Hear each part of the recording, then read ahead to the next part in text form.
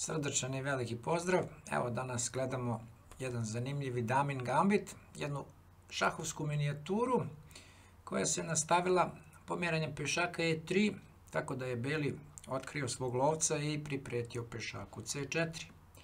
Crni pokušava da zaštiti svog pešaka pešakom B5, ali sledi napad A4 pešakom, tako da se partija nastavila razume lovca D7 kao mera odbrane.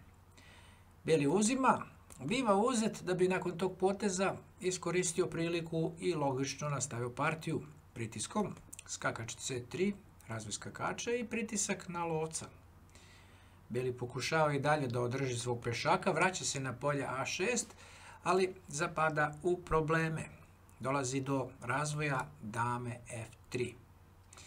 Sada polako, ali sigurno počinju problemi crnog. Sada dama preti topu i ne bi li sačuvao svog topa, crni logično štiti pešakom C6.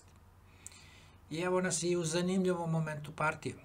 Kako iskoristiti ovu poziciju na tabli kao beli i kako doći do materijalne prednosti. U našoj partiji beli je vešto odigrao.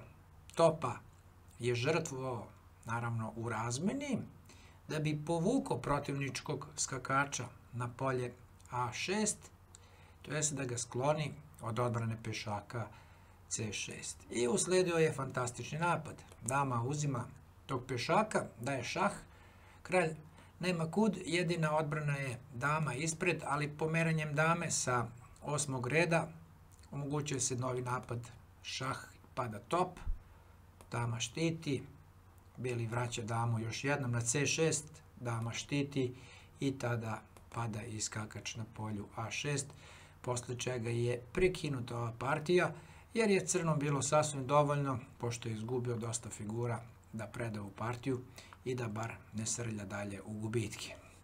To je otprilike sve za danas. Mala i zanimljiva partija. Pazite se ovakvih situacija, česte su u igri. Toliko od mene. Hvala.